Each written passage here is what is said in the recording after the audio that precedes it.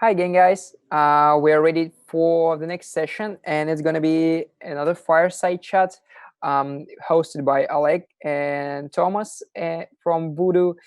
And right now, we are connecting to our speakers.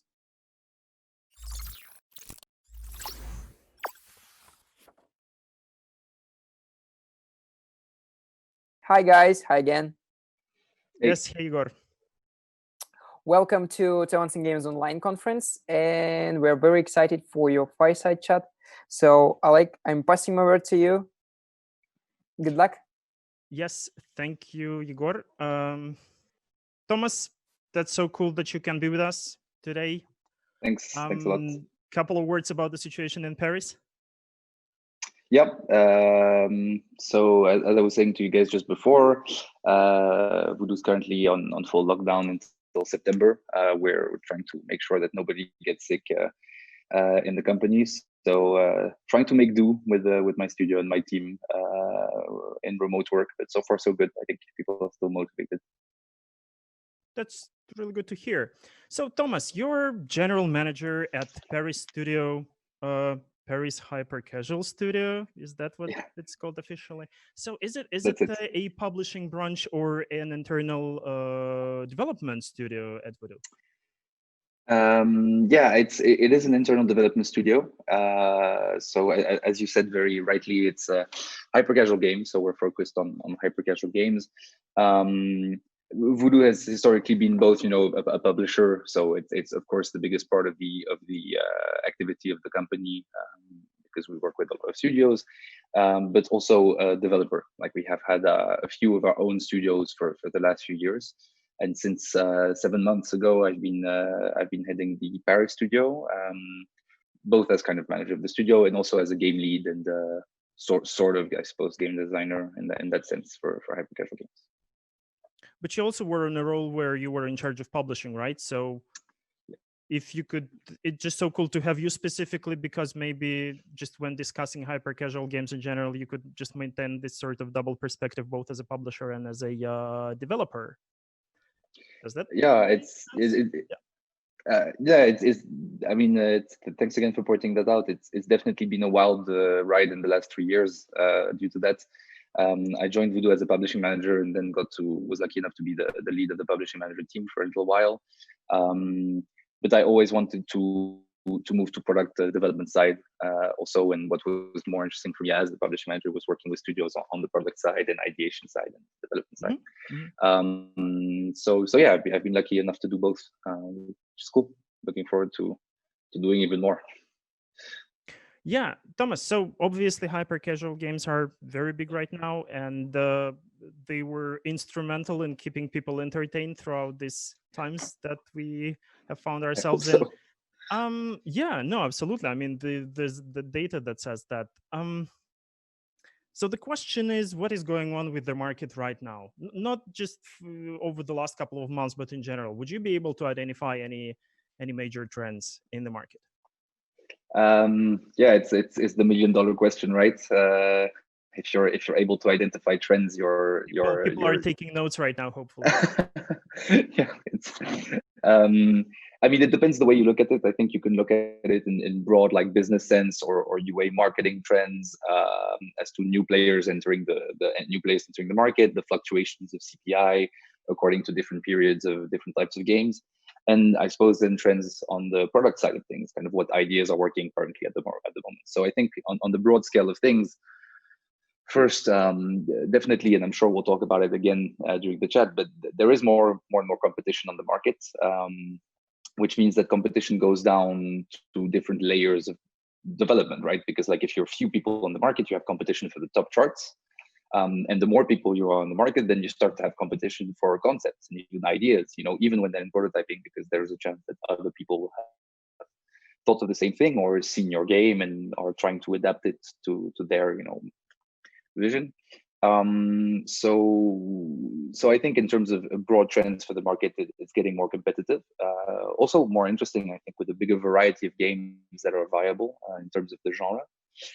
And specifically for product, it's something, maybe it's a bit of a cop out answer, but I try to tell everybody, I work with, and as kind of game designers and developers, not to think about trends when they're making hyper casual games, because if you spot a trend, it's already too late. And there's like a huge decrease in marginal return for every game that you make following a specific trend. So the first one will be huge, and the second one will be a bit smaller, and then a bit smaller, a bit smaller. And by the time you see the trend, probably you have missed the opportunity to make a real big success out of an idea. So yeah, either you're very, very quick and you can identify a trend in 2 days and make a game in 1 day, or you should probably try to create the next trend, the next thing that will inspire other people. Obviously, this makes it harder, but I think this is the way that I believe we will be able, speaking specifically maybe about the studio that I work with, but we will be able to create something that will be really big, because that's the goal, right? And that will be through not thinking too much about the trends, but really about what we think will work well for retention and marketability outside of that, outside of the top drops. To set trends, you have to not think about trends. This is such a unique way to look at things. Thanks for this cool insight.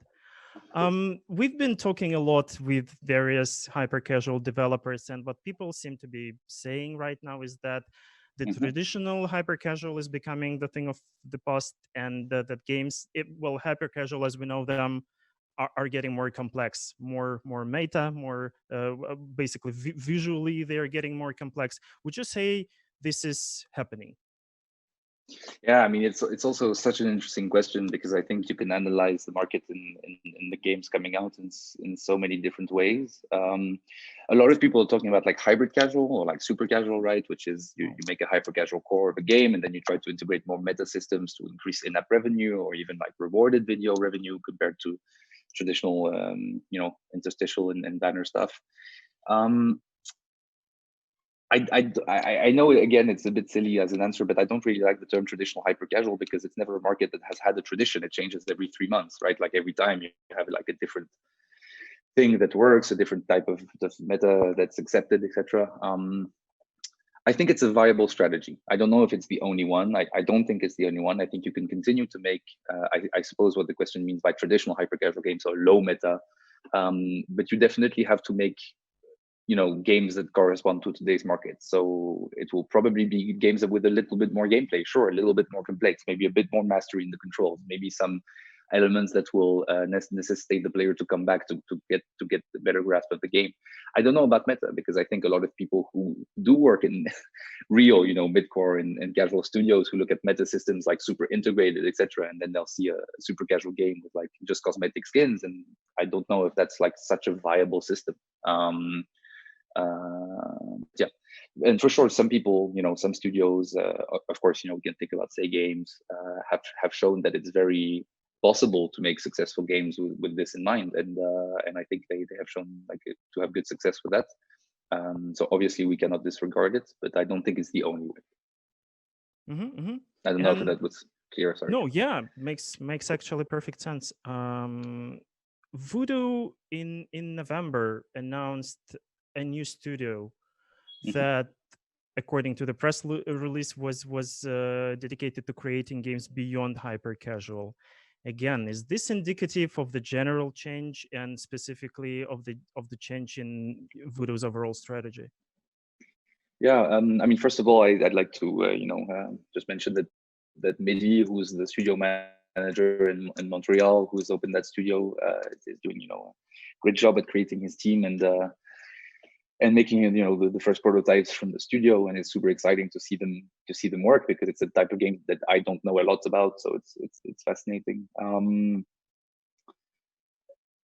I think it's an expansion of Voodoo strategy. I don't think it redefines it. It's always been part of our strategy to expand to new markets, whether that's games with more of a mid-core vibe, or development strategy, or even non-gaming apps. Like we have always tried to diversify our development efforts to try and have successes in different areas. Now we're able, to open up studios and to expand into this area and to hire people that we've always wanted to work with. And so thankfully we've been able to do that. But I think it's always been the long-term strategy for Voodoo. Like it hasn't changed. We've always had those types of games in mind as an expansion of our overall gaming strategy.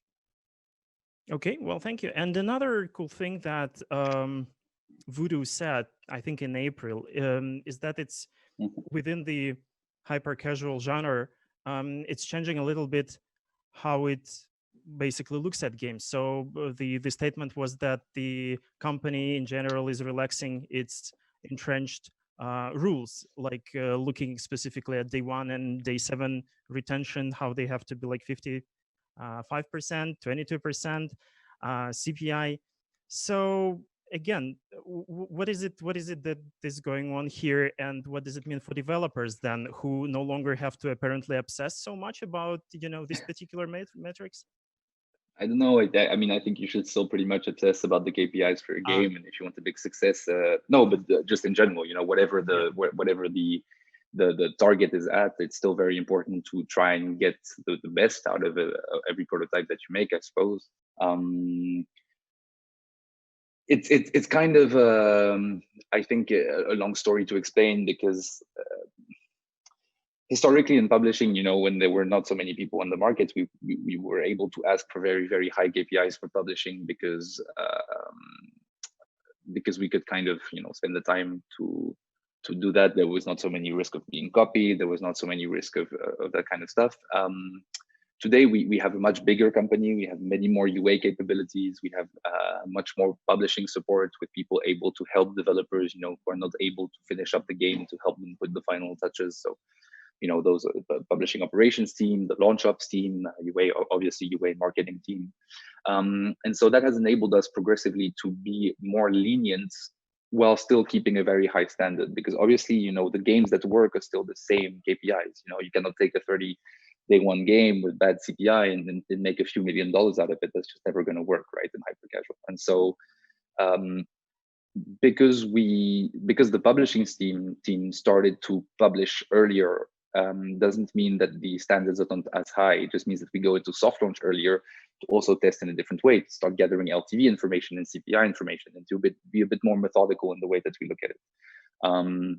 Some examples in the past have shown that publishing a game early, where the KPIs were a little bit lower than what we expect. I'm thinking, of course, about stuff like aquapark.io, which was a huge success from last year. That has shown that it's a feasible strategy, because aquapark.io, there was so much work done on it post soft launch. The game reached crazy KPIs due to the work of the Cassette Studio publishing managers and launch up teams. And so I think it's very good that we can send the message that says, look, we have the ability to help people finish up the games more, so we can publish earlier. That doesn't mean that our goal is still not very high KPIs. Okay, well, thanks for explaining that. And you said, of course, that because the market is just so crowded these days, games try to copy each other. It's apparently getting much more difficult to come up with original cool ideas. And as far as I understand, the production process itself is like pretty quick, but it's the idea, cool new idea, right? The basic mechanic that takes time. So what's the process for ideation then that you try to stick to at Voodoo, and that you try to maybe coach your embedded teams about? Yeah, obviously, again, it's one of the most important questions when you're making hyper casual games is what's the strength of your core concept.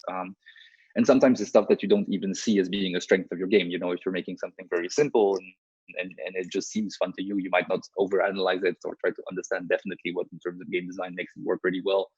Of course, if it works, there's something there, but you can stumble upon it, I think, sometimes.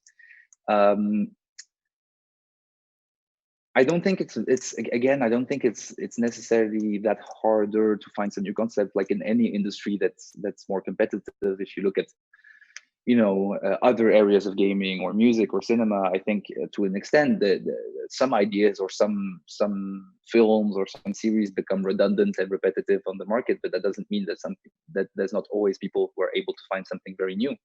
And as you see in those industries, something very new will always have a much bigger success than redundant stuff. And so it's still just as hard to find some very new concepts that will be a big success. I think it's maybe just a bit harder to make average ideas viable, let's say. So the competition at the top for the very best ideas has always been very tough. We, as the studio, as a game designer, or kind of myself and the studios I work with, it's always a struggle to ideate, because there's always this game you didn't see, or this success from 5 years ago that was already there, and all that stuff. So you have to be very aware of the market. In terms of the actual process for ideation, I think you have to leave a lot of liberty to developers. Because you have to work quick, 5 to 10 days for a prototype that you could test, because you have to be quite active in the exploration of a lot of different areas, a lot of different feelings, a lot of different things that you're curious about testing. You have to respect the fact that it's much better for developers to work on ideas that they care about. And in general, of course, the result will always be so much better. And so you have to leave a lot of space for developers, but then try to find ways that fit your vision and your studio and your way of working, to organize this ideation and to put some barriers as to places you're not ready to go.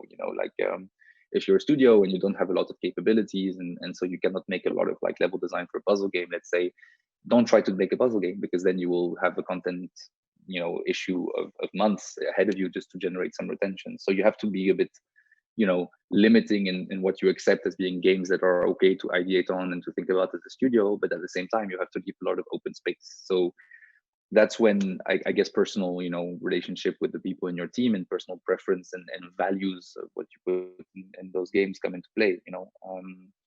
It then becomes about, okay, let's agree, what are the games we want to make? What does it look like? What are our common references, our common vocabulary, the things that we think are cool, that we see generate retention and good CPI? And let's become very good at doing that. Let's focus on doing those kind of things. And so for the last 6 months or 7 months in my studio, that's the conversation we've been having, sort of trying to make the games that fit our vision of the market. Maybe it's it won't be the same at all as the studio in Barcelona that we have, or in Amsterdam that we have. And so I think I'll break it down, like the ideation. It's when people say it takes 1 week or 2 weeks to make a hyper casual game, in general, they're only looking at the tip of the iceberg. It takes 1 week to develop a hyper casual game. Sometimes it takes 6 months to get the right idea.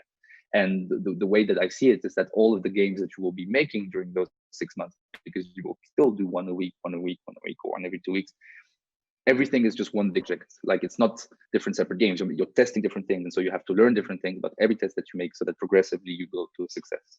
I think it's very rare for a studio to have a success randomly at the first time. Like, it happens, obviously, like we've seen some crazy stuff, but it's in general people who have tested a lot of things and thought a lot about the games that they wanted to make, and have a strong vision about the feeling of the games that they want to make.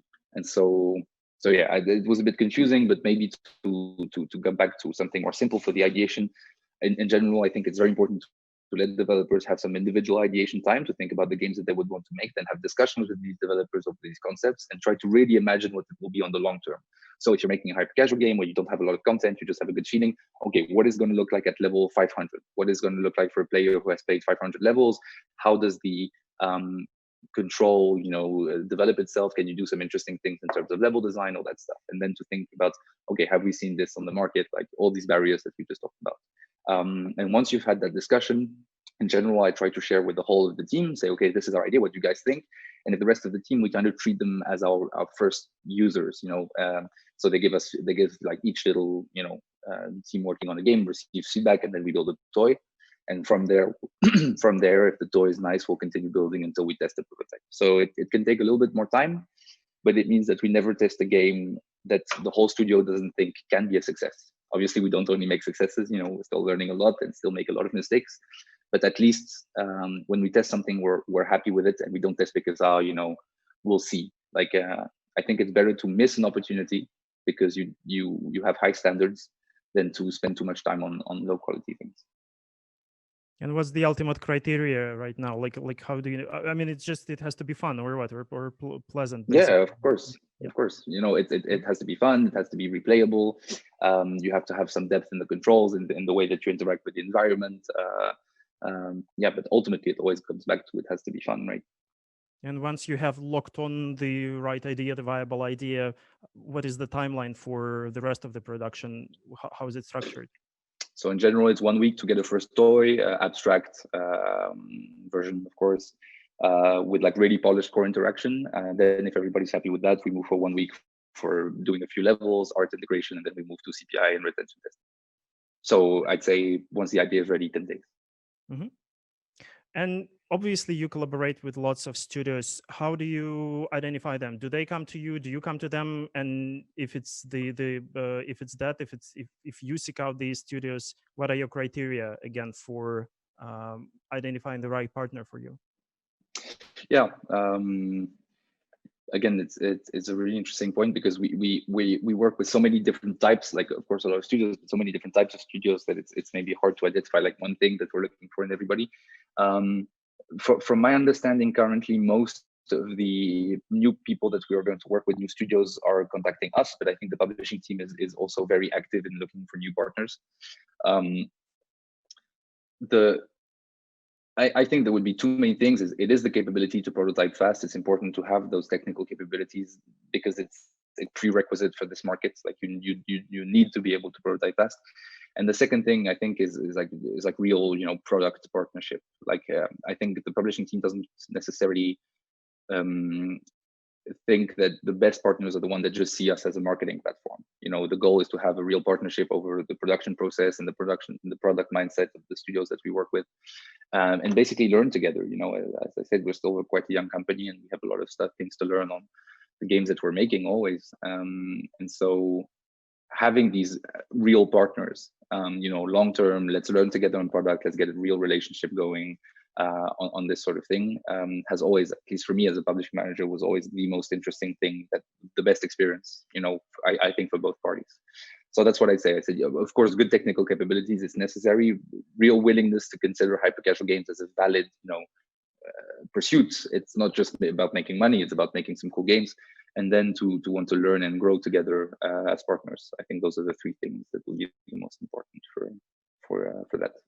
I mean, but again, we will be very happy to chat and work with anyone, and I'm sure some of our best studios maybe didn't start out with that mindset, or so I wouldn't be against anyone working with us. Of course. Yeah, but again, with some of them, you want them like to be part of Voodoo, and with others, you just are happy to keep them as independent external partners. I wonder where that line lies. Basically, how do you decide how to best engage with the studio?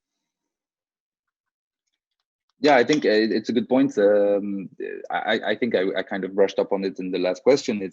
It's about how close of a partners we will be on the things that mutually interest us. So, it's about mutual willingness to do so. Some studios want to join with a closer partnership with us. Some prefer to stay entirely independent and to continue working, with us as independent people, as an independent studio. But yeah, I think that's the criteria of being strong partners on the production side and really trying to gather learnings together is one of the most important things. And obviously, in terms of these studios, it's very important for the publishing team to be very close to the studios that have had repeat successes. Obviously, if you're a publisher, you build over time, years sometimes, a very good relationship, a very strong creative partnership with studios that are able to make 1, 2, 3 hits, hit games, and those are the relationships, obviously, that that are close. How involved is Voodoo? Again, there are different scenarios, obviously, but if you have to just describe it on average, how involved Voodoo is, creatively and otherwise with its embedded teams? But by embedded, you mean the internal studios or just anyone? I'll go for anyone. All the studios. Yeah. Let's make it anyone. Yeah. So it depends on.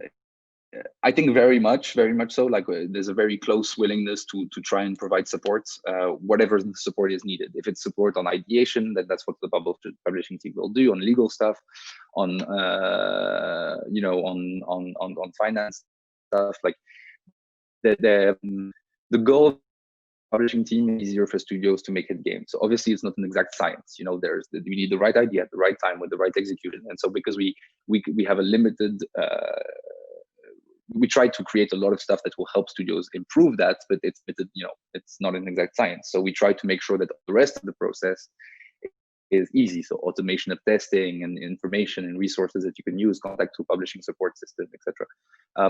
So I'd say, on average, the amount of communication and support is quite high. I'm not exactly sure about how other publishers function. I don't have that information, obviously. But I'd say that, we are very involved, and in some cases, obviously extremely involved, like for the embedded studios or the studios, that we have a historic relationship with. But we try to make sure that everyone has the support that they need when they start working with us, and has the tools that are adapted to the situation. It's not a one size fits all. It depends on what you need. It depends on what we identify as being what is maybe the missing part of the puzzle, and for any specific. In terms of the coaching, managers will provide to each studio. Yeah, and once the idea is there, once the game is out there, do you then just pick it up from developers, encouraging them to move on to the next ideation cycle? Is that what happens more or less? You mean if the idea is not working? No, if it is, I mean, the game is there. Just I wonder how long does the studio kind of remain on the game before moving on to the next one? Yeah. Again, I think it will depend on the performance of the game and the longevity. Some studios have remained on games for years. The Hate Game guys who are working on Helix Jump, they worked on it for years. Same for Cassette and Aquapark. Updating, making sure that everything is ready. At some point, obviously, we will stop A/B testing on it, and we start to have the bandwidth to move to something else. But it will depend on the performance of the game. There's no rule. Yeah, just we have to, I guess, wrap it up, because there's probably more questions from our viewers, and we want to have time for them to ask their questions.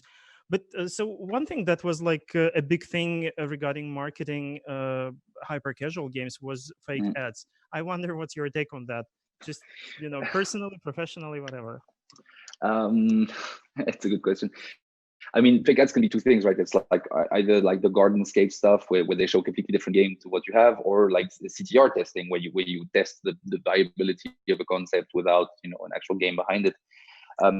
I think both of these things. I don't know for the mid-core stuff. I don't have enough information to answer, but I from my understanding, it is a bit of an industry practice. Like I see a lot of people doing it.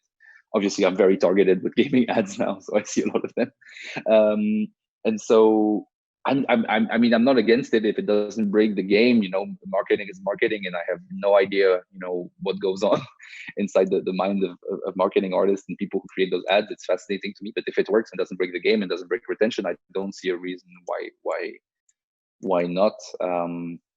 Obviously, hyper casual has the reputation of being very aggressive in the ads that we make. So I wouldn't judge, is what I'm saying. Like, it's not my role.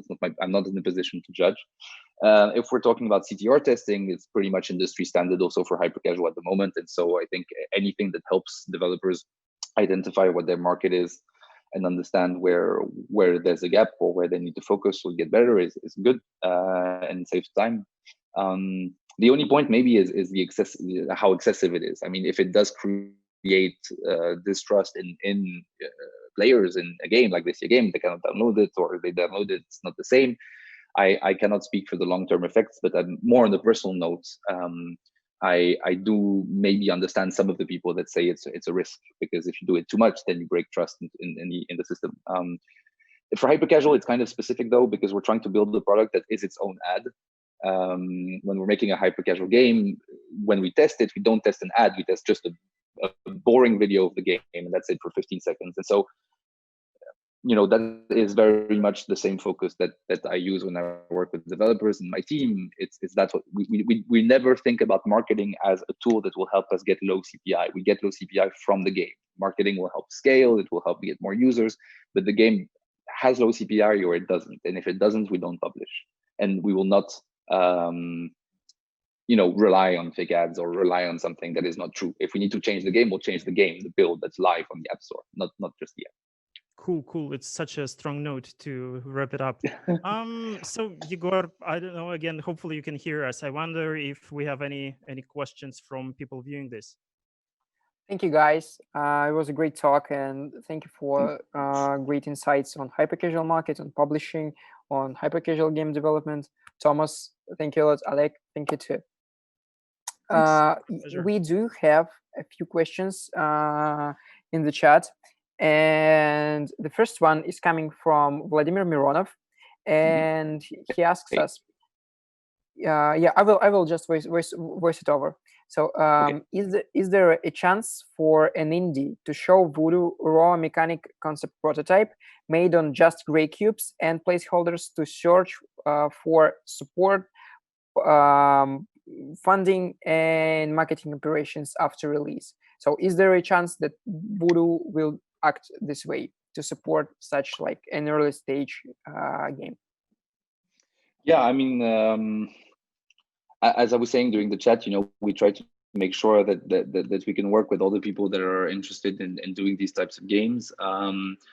In the past, we have started collaborations with studios that were at such an early stage, for the marketing support and everything that will come if we publish the game in any case, regardless of you being an indie studio or any type of studio. So my suggestion is to submit the game on Voodoo's website, where publisher managers will take a look. The response time is pretty quick. I think that in 24 hours you should get the response. And if the mechanic is cool, etc., you will in any case get access to testing capabilities and to access to people in the publishing team that they can answer your questions specifically. I cannot see the game. I have no idea of the specific situation, so it's hard to answer definitively. But I'd say there's a high chance that in any case the publishing team will get back to you and figure something out. I'm sorry, I cannot be more precise.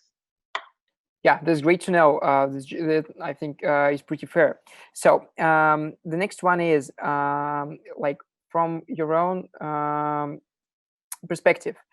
Do you recommend to launch a game that is somehow broken to play, but the video is great and we can test the CPI? That is the first metric that will validate the game. Yeah, it's such a great question. I have had a lot of doubts about this myself. And I think ultimately my conclusion. Sorry, there's police in the street. I think ultimately my conclusion is no, it's not worth it. I think if you test the game, you test the whole thing. If you spend a bit more time on the balancing of the game and making sure it's playable, it will also have probably a positive impact on CPI, because CPI is how much people want to play your game, not how much people want to click on your video, right? Like there's a nuance there. My suggestion is to spend a couple or days or week necessary to do something worthwhile for testing. Not only will you learn more, you will understand more about the mechanics of your game, you will get the same results in CPI, but the test will be so much more valuable for you in your stream. Thank you. Thanks. So that's all for now, all the questions we have. So Okay. Thomas, I would kindly ask you to log into tigconf